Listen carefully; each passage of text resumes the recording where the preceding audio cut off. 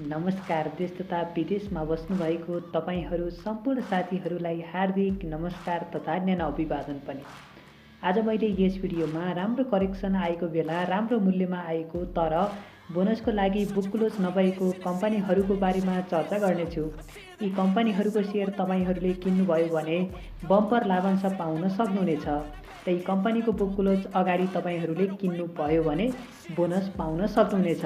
Bonus घोषणा भएर पनि बुक क्लोजको मिति तय गरिएको नेको इन्सुरेन्स कम्पनीको बारेमा अब चर्चा गरौँ। नेको insurance company non life insurance company हो। यस कम्पनीको फागुन 16 गते 1090 कारोबार बन्द भएको छ। यस कम्पनीको 2078-79 को दोस्रो त्रैमासिक रिपोर्ट अनुसार इपिएस अर्थात् प्रति शेयर आम्दानी 19.74 रुपियाँ रहेको छ भने यस कम्पनीको बुक भ्यालु 135.20 रुपियाँ रहेको छ। यस कम्पनीको चुक्ता पुँजी 1,52,16,33,792 रुपियाँ रहेको छ र यस कम्पनीको पब्लिक शेयर स्वामित्व 40% रहेको छ भने संस्थापक शेयर स्वामित्व 60% रहेको छ र यस कम्पनी 52 हप्तामा हाई हुँदाखेरि 1792 पुगेको देखिन्छ भने लो हुँदा 950 रुपियाँ रहेको थियो र अहिले 1090 रुपियाँ भनेको लगभग 52 हप्ताको लोको हाराहारीमा यसलाई हामीले भन्न सक्छौँ। र यस कम्पनीले 2077-78 सालको नाफाबाट 15% बोनस सेयर र कर तिर्ने 0.79% नगद लाभांश वितरण गर्ने प्रस्ताव गरेको छ र यस कम्पनीले चैत 1 गते एक दिन बुक क्लोज गर्नेछ। फागुन 30 गतेसम्म यस कम्पनी तपाईहरूले किन्नुभयो भने यस कम्पनीको 15% बोनस सेयर प्राप्त गर्न सक्नुहुनेछ। यस कम्पनी तपाईहरूले फागुन 30 गतेसम्म 100 किता किन्नुभयो भने 15 किता तपाईहरूले पाउनुहुनेछ। र यस कम्पनीको फन्डामेन्टल ठिकै भएको कारण र अहिलेको अवस्थामा धेरै घटेको कारणले गर्दाखेरि तपाईहरूले बोनस खानुभयो भने घाटा हुने म देख्दिनँ। त्यसैगरी बम्पर बोनस घोषणा गरेको र बुक क्लोज हुन बाँकी रहेको अर्को कम्पनी हो जीवन विकास लघुवित्त कम्पनी। अब यसको बारेमा चर्चा गरौँ। फागुन 16 गते जीवन विकास लघुवित्त कम्पनीको मूल्य 4927 रुपियाँमा कारोबार बन्द भएको छ। यस कम्पनीको प्रति शेयर आम्दानी अर्थात् इपिएस 2078-79 को दोस्रो त्रैमासिक रिपोर्ट अनुसार 132.04 रहेको छ र इपिएस एकदमै राम्रो भनेर हामीले भन्न सक्छौँ भने यस कम्पनीको प्रति शेयर नेटवर्थ अर्थात् बुक भ्यालु 383.07 रुपियाँ रहेको छ। यसलाई पनि हामीले राम्रो भनेर भन्न सक्छौँ र यस कम्पनीको पेड अफ क्यापिटल अर्थात् चुक्ता पुँजी 60,84,00,00,000 रुपियाँ रहेको छ भने यस कम्पनीमा पब्लिक शेयर स्वामित्व 32.5% रहेको छ भने प्रमोटर शेयर धनीको शेयर स्वामित्व 67.5% रहेको छ र यस कम्पनी 52 हप्तामा हाई हुँदा 5516 रुपियाँ पुगेको थियो भने लो हुँदा 890 रुपियाँ रहेको थियो। यस कम्पनीले 2077-78 सालको नाफाबाट क्यास 3.68% र बोनस सेयर 70% वितरण गर्ने घोषणा गरेको छ र यस कम्पनीको बुक क्लोज घोषणा भएको छैन। बुक क्लोज अगाडि यस कम्पनीको सेयर तपाईहरूले किन्नुभयो भने यस कम्पनीले घोषणा गरेको लाभांश खान पाउनुहुनेछ। त्यसैगरी लाभांश घोषणा गरेको तर बुक क्लोज घोषणा नभएको अर्को कम्पनी हो किसान लघुवित्त कम्पनी। यस कम्पनीले फागुन 16 गतेको अन्तिम कारोबार 1460 रुपियाँमा भएको छ। यस कम्पनीको प्रति शेयर आम्दानी अर्थात् इपिएस 2078-79 को दोस्रो त्रैमासिक रिपोर्ट अनुसार 23.04 रुपियाँ रहेको छ भने यस कम्पनीको बुक भ्यालु 194.53 रुपियाँ रहेको छ। यस कम्पनीको चुक्ता पुँजी 39,28,08,800 रुपियाँ रहेको छ र यस कम्पनीमा पब्लिकहरूको शेयर स्वामित्व 40% रहेको छ भने संस्थापक शेयर धनीको शेयर स्वामित्व 60% रहेको छ र यस कम्पनी 52 हप्तामा हाई हुँदा 2042 रुपियाँ पुगेको थियो भने लो हुँदा 1072 रुपियाँ पुगेको थियो। यो कम्पनी पनि 52 हप्ताको लो प्राइसमा लगभग रहेको हामीले देख्न सक्छौँ र यस कम्पनीले 2077-78 सालको नाफाबाट 25% बोनस सेयर दिने घोषणा गरेको छ।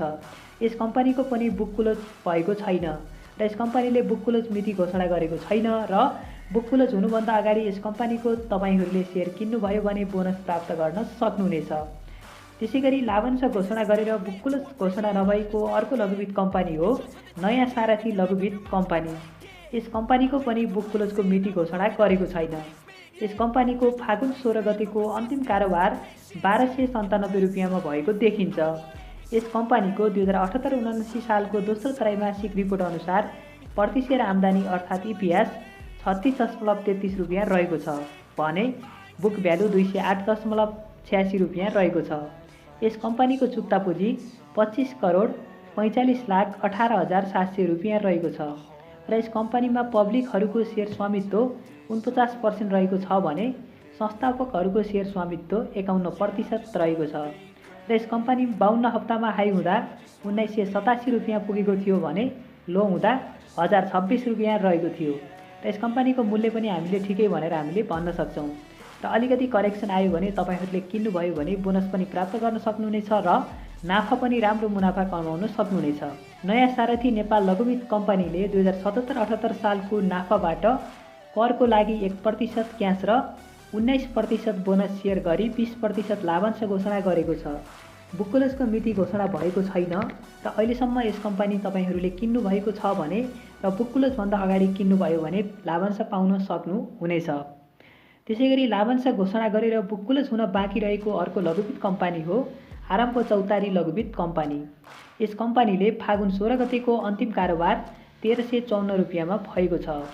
2078-79 दोस्रो त्रैमासिक रिपोर्ट अनुसार यस कम्पनीको इपिएस 28 रुपियाँ 37 पैसा रहेको छ भने प्रति सेयर नेटवर्थ अर्थात् बुक भ्यालु 162.25 रुपियाँ रहेको छ र यस कम्पनीको चुक्ता पुँजी 30,69,23,200 रुपियाँ रहेको छ भने यस कम्पनीमा पब्लिक सेयर स्वामित्व 36.35% रहेको छ भने संस्थापक सेयर स्वामित्व 63.65% रहेको छ। यो कम्पनी 52 हप्तामा हाई हुँदा 1870 रुपियाँ पुगेको थियो भने लो हुँदा 1077 रुपियाँ रहेको थियो। यस कम्पनीले 2077-78 सालको नाफाबाट 21% बोनस सेयर घोषणा भएको छ। यस कम्पनीको पनि बुक क्लोज भएको छैन। बुक क्लोज अगाडि तपाईहरूले यस कम्पनी किन्नुभयो भने बोनस प्राप्त गर्न सक्नुहुनेछ। लाभांश घोषणा भएको तर बुक क्लोज नभएको अर्को कम्पनी हो गरिमा विकास बैंक। यस कम्पनीको फागुन 16 गतेको अन्तिम कारोबार 544 रुपियाँमा भएको छ। यस कम्पनीको इपिएस अर्थात् प्रति सेयर आम्दानी 2078-79 सालको 24.97 रुपियाँ रहेको छ भने पी रेसियो 21.79 रुपियाँ रहेको छ। यस कम्पनीको बुक भ्यालु 154.14 रुपियाँ रहेको छ।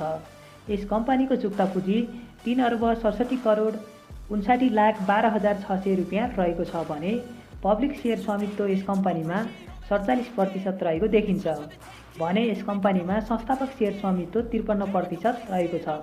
यस कम्पनी 52 हप्तामा हाई हुँदा 750 रुपियाँ पुगेको थियो भने लो हुँदा 293 रुपियाँ रहेको थियो। यस कम्पनीले 2077-78 सालको नाफाबाट 16% बोनस सेयर घोषणा गरेको छ।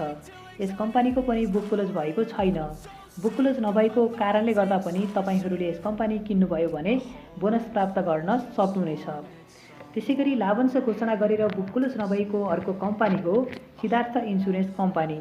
यस कम्पनीको फागुन 16 गतेको अन्तिम कारोबार 918 रुपियाँमा बन्द भएको छ। यस कम्पनीको प्रति सेयर आम्दानी इपिएस 25.21 रुपियाँ रहेको छ 2078 साल 79 को दोस्रो त्रैमासिक रिपोर्ट अनुसार। यस कम्पनीको बुक भ्यालु 136.29 रुपियाँ रहेको छ भने यस कम्पनीको चुक्ता पुँजी 1,12,128 रुपियाँ रहेको छ। यस कम्पनीमा पब्लिक सेयर स्वामित्व 49% रहेको छ भने संस्थापक सेयर स्वामित्व 51% रहेको छ। यस कम्पनी 52 हप्तामा हाई हुँदा 1376 रुपियाँ पुगेको थियो भने लो हुँदा 732 रुपियाँ पुगेको थियो। यस कम्पनीले 2077-78 सालको नाफाबाट 15% बोनस सेयर घोषणा गरेको छ र यस कम्पनी तपाईहरूले किन्नुभयो भने 15% बोनस सेयर पाउन सक्नुहुनेछ। त्यसैगरी बुक क्लोज हुन बाँकी रहेको अर्को कम्पनी हो सगरमाथा इन्सुरेन्स कम्पनी। यस कम्पनीको फागुन 16 गतेको 1283 रुपियाँमा कारोबार बन्द भएको छ। यस कम्पनीको प्रति सेयर आम्दानी अर्थात् इपिएस 2078-79 सालको दोस्रो त्रैमासिक रिपोर्ट अनुसार 31.08 रुपियाँ रहेको छ भने बुक भ्यालु 149.88 रुपियाँ रहेको छ। यस कम्पनीको चुक्ता पुँजी 1,11,13,57,500 रुपियाँ रहेको छ। यस कम्पनीमा पब्लिक सेयर स्वामित्व 40% रहेको छ भने संस्थापक सेयर स्वामित्व 60% रहेको छ। यस कम्पनी 52 हप्तामा हाई हुँदा 1890 रुपियाँ पुगेको थियो भने लो हुँदा 1008 रुपियाँ रहेको थियो। सगरमाथा इन्सुरेन्स कम्पनीले 2077-78 सालको नाफाबाट 20% बोनस सेयर र 1.052% क्यास गरी 21.052% लाभांश घोषणा गरेको हो। यस कम्पनीको पनि बुक क्लोज भएको छैन। बुक क्लोज अगाडि तपाईँहरूले यस कम्पनी किन्नुभयो भने बोनस प्राप्त गर्न सक्नुहुनेछ। त्यसैगरी बुक क्लोज नभएको अर्को कम्पनी हो लुम्बिनी जनरल इन्सुरेन्स कम्पनी।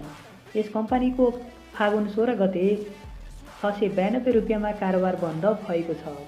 यस कम्पनीको इपिएस 17.32 रुपियाँ रहेको छ भने बुक भ्यालु 126.31 रुपियाँ रहेको छ। यस कम्पनीको चुक्ता पुँजी 1,19,88,87,984 रुपियाँ रहेको छ भने यस कम्पनीमा पब्लिक सेयर स्वामित्व 20% मात्र रहेको छ र यस कम्पनीमा संस्थापक सेयर स्वामित्व 80% रहेको छ। यस कम्पनी 52 हप्तामा हाई हुँदा 974 रुपियाँ रहेको थियो भने लो हुँदा 566.50 रुपियाँ रहेको थियो। यस कम्पनीको 2077-78 सालको नाफाबाट 9.52% बोनस सेयर र 0.47% क्यास गरी 10% लाभांश घोषणा गरेको छ। यस कम्पनीको पनि बुक क्लोज भएको छैन। बुक क्लोज अगाडि यस कम्पनीको सेयर तपाईँले किन्नुभयो भने लाभांश खान पाउनुहुनेछ। यी सम्पूर्ण कम्पनीको बुक क्लोज अगाडि तपाईँहरूले सेयर किन्नुभयो भने बोनस प्राप्त गर्न सक्नुहुनेछ र राम्रो मुनाफा पाउन सक्नुहुनेछ र घटिरहेको बजारमा तपाईँहरूले राम्रो मौकाको फाइदा उठाउन सक्ने देखिन्छ र सेयर किन्दाखेरि तपाईँहरूले सोच विचार गरेर भने किन्नुहोला। यो भिडियो केवल जानकारीको लागि मात्र उपलब्ध गराइएको हो। तपाईँहरूलाई सेयर किन्नु बेच्नु भनेर उपलब्ध गराइएको भने होइन। आगामी दिनमा पनि सेयर बजार सम्बन्धी नयाँ जानकारीमूलक भिडियो म लिएर आउनेछु। त्यति बेलासम्मका लागि बिदा हुन चाहन्छु। तपाईँहरू सम्पूर्णको जय होस्। नमस्कार।